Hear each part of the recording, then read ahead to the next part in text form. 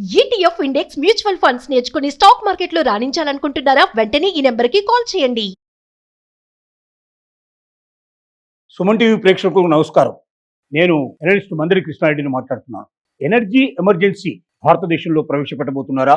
అంటే ఇంధన ఎమర్జెన్సీ అంటే మన దగ్గర పెట్రోలు, డీజిలు నిల్వలు తక్కువ ఉన్నాయి. అలాగే విద్యుత్ శక్తి కూడా వేసవి కాబట్టి విపరీతంగా దాని యొక్క వాడకం పెరిగిపోతుంది. చాలా చోట్ల విద్యుత్తు తయారు చేయడానికి కూడా గ్యాస్ను ఉపయోగిస్తున్నారు. ఈ గ్యాస్ నిల్వలు తొందరగా అందించిపోయినట్టయితే మనకు రేపు పొద్దున యుద్ధం పెరిగితే, ఎందుకంటే ఇప్పుడు యుద్ధాన్ని ఆపాలని చర్చలు జరుగుతున్నాయి అని అంటున్నారు. ఇరాన్ మాత్రం ఏ రకమైన చర్చలు మా మధ్య జరగడం లేదని చెప్తోంది.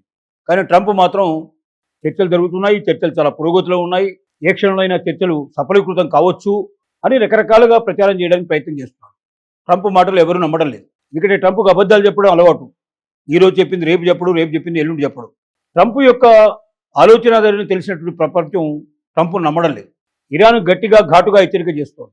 మేము పెట్టిన షరతులకు లోపలికి పోయినట్టయితే, దానికి అంగీకరించకపోయినట్టయితే మేము యుద్ధాన్ని ఆపేది లేదు, మేము ఎంతకాలమైనా యుద్ధాన్ని కొనసాగిస్తాము, మా దగ్గర ఇంకా అత్యాధునికమైనటువంటి బాంబులు ఉన్నాయి, మిసైల్స్ ఉన్నాయి, మరి డ్రోన్స్ ఉన్నాయి, వీటన్నిటిని ప్రయోగించినప్పుడు అమెరికా సామర్థ్యం కూడా దెబ్బతింటుంది అని చెప్పి హెచ్చరిక చేస్తున్నాయి. ఇలాంటి పరిస్థితుల్లో భారత ప్రభుత్వం మరి ఎనర్జీ ఎమర్జెన్సీని తీసుకొచ్చే ప్రయత్నం చేస్తుందా అంటే, ఒకవేళ యుద్ధం మరింతగా కొనసాగించినట్టయితే, ఇంకా కంటిన్యూ అయినట్టయితే, వారాలు నెలల తరబడి జరిగేటువంటి పరిస్థితులు ఏర్పడినట్టయితే తప్పనిసరిగా ఎమర్జెన్సీని తీసుకురాక తప్పదు.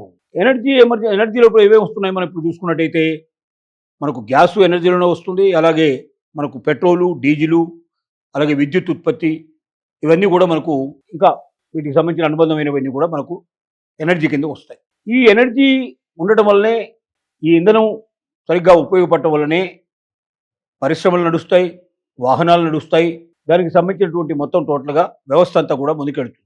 ఒకవేళ యుద్ధం ఇంకా కంటిన్యూ అయిందనుకోండి, డీజిల్ దొరకని పరిస్థితి, పెట్రోల్ దొరకని పరిస్థితి, గ్యాస్ దొరకని పరిస్థితి, విద్యుత్ కూడా ఉత్పత్తి తగ్గిపోయే ప్రమాదం, ఇవన్నీ జరిగినప్పుడు దేశం లోపల ఎప్పుడైతే డీజిల్, పెట్రోల్ రేట్లు పెరుగుతాయో ప్రతి ఒక్క వస్తువుకు రేటు పెరుగుతుంది. పాలు, నీళ్ల దగ్గర నుంచి ప్రారంభిస్తే మొత్తం అన్ని రకాల వస్తువులకి, అన్ని రకాల సర్వీసెస్కి రేట్లు పెరిగే ప్రమాదం ఉంది. రేట్లు మరింతగా పెరిగితే ప్రజలు అల్లకల్లోలం అయిపోతారు, సామాన్యులు బతకలేని పరిస్థితి ఏర్పడుతుంది, ఇన్ఫ్లేషన్ పెరుగుతుంది, తద్వారా దేశం క్షీణించిపోయే ప్రమాదం ఉంది, ఆర్థికంగా స్వావలంబన కోల్పోయే ప్రమాదం ఉంది. కాబట్టి ఈ ఎనర్జీ మనకు ఎప్పుడైతే దీని మీద లాక్డౌన్ లాంటిది మనం పెడతామో, ఎమర్జెన్సీ పెడతామో, గవర్నమెంట్ పెట్టాలనుకుంటుందో, తద్వారా గవర్నమెంట్ చెప్పేది ఏమిటంటే, ఒకటి, వీలైనంత వరకు వాహనాలను మీరు విడివిడిగా నడపడం కన్నా ఒకే వాహనంలో ఎక్కువ మంది వెళ్ళడానికి ప్రయత్నం చేయండి, లేక ప్రైవేటు వాహనాలని పూర్తిగా తగ్గించేసి ప్రభుత్వ వాహనాలను ఎక్కువగా ఉపయోగించండి. తద్వారా ఏమవుతుందంటే పబ్లిక్ ట్రాన్స్పోర్ట్ ద్వారా ఒకేసారి ఎక్కువ మంది ప్రయాణం చేసే అవకాశం ఉంది, దానివల్ల ఇంధనం పొదుపు అయ్యే అవకాశం ఉంది. తర్వాత ప్రయాణాలు వీలైనంత వరకు మానుకునే ప్రయత్నం చేయండి, తగ్గించేసేయండి. తర్వాత అలాగే విద్యుత్ ఉత్పత్తిని కూడా వీలైనంత వరకు తగ్గించండి. పబ్లిక్ ప్లేసులలో ఏసీలు వాడడం అనేది పూర్తిగా తగ్గించేస్తే మంచిది. అలాగే ఫ్యూయల్ ఎఫిషియన్సీని కూడా మనం బాగా ఉపయోగించుకోవాల్సిన అవసరం ఉంది. అందువల్ల వీటన్నిటిని తగ్గించినట్టయితే ఆటోమేటిక్గా మనం ఎనర్జీని సేవ్ చేసినట్టు అవుతుంది.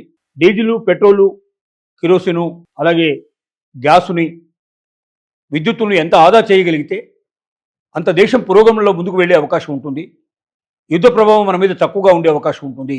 విచ్చలవిడిగా ఇప్పుడు మనం ఏ రకంగా అయితే ఉపయోగిస్తున్నామో అదే రకంగా మరి ఇంధనానికి సంబంధించినటువంటి అన్ని రకాల శక్తుల్ని మనం ఉపయోగించినట్టయితే ఇవి తొందరగా మనకు తగ్గిపోతాయి.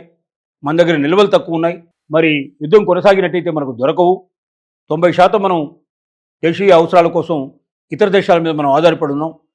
అటు హార్మోజ్ జలసంధి మూసివేయి ఉంటున్నారు. మరి మిగతా చోట్ల నుంచి రావాలంటే చాలా చుట్టూ తిరిగి రావాలి. అలా చుట్టూ తిరిగి వచ్చినట్టయితే ఎక్కువ కాస్ట్ పడే అవకాశం ఉంది. దాని ద్వారా రేట్లు పెరిగే అవకాశం ఉంటుంది. ఈ రేట్లు, పెట్రోలు, డీజిలు, వీటికి సంబంధించి రేట్లు పెరిగినట్టయితే ఆటోమేటిక్గా అన్ని ట్రాన్స్పోర్ట్ వెహికల్స్ రేట్లు పెరుగుతాయి. ట్రాన్స్పోర్ట్కు సంబంధించినటువంటి ట్రాన్స్పోర్టేషన్ రేటు పెరుగుతుంది.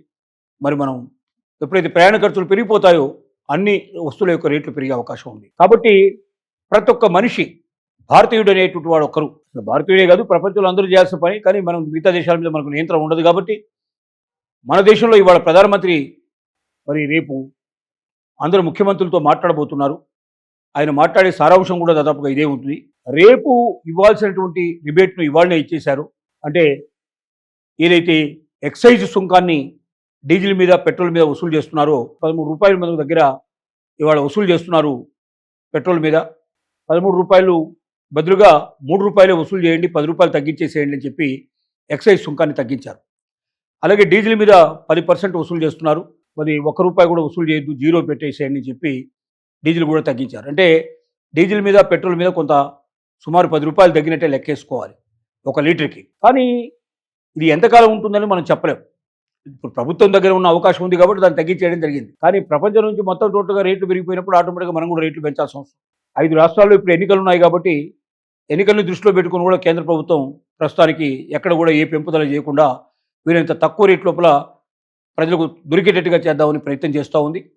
అందువల్లనే ఇవాటి వరకు కూడా భారతదేశంలో రేట్లు పెరగకుండా డీజిల్ కానీ పెట్రోల్ కానీ అలాగే మనకు గ్యాస్ కానీ చాలా గ్యాస్ అంటే కొద్దిగా స్వల్పంగా పెంచడం జరిగింది.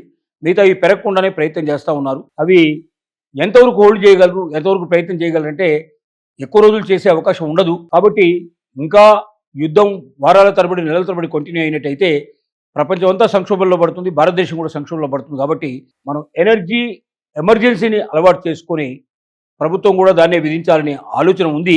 అయితే ఇప్పుడే కాకపోవచ్చు, ఇంకా కొంచెం యుద్ధం ముదిరితే తప్పనిసరిగా దాన్ని ప్రవేశపెట్టే అవకాశాలు మాత్రం పాసిబిలిటీస్ చాలా ఎక్కువ ఉన్నాయి. కాబట్టి ప్రతి మనిషి ప్రతి భారతీయుడు చేయాల్సిన పని తనకు చేతనైనంత వరకు ఎలాగ నేను తక్కువ పెట్రోల్ని, తక్కువగా డీజిల్ని, తక్కువగా నేను గ్యాస్ని ఉపయోగించుకోవచ్చు, దానికి ఉన్న మార్గాలు ఏమిటి అని అన్వేషించి ప్రభుత్వం ఇచ్చే సలహా సూచనలు కూడా పాటించి వీలైనంతవరకు తగ్గించుకునే ప్రయత్నం చేస్తే అది తమకు దేశానికి కూడా మేలు జరుగుతుందని మనం విజ్ఞప్తి చేస్తున్నాం.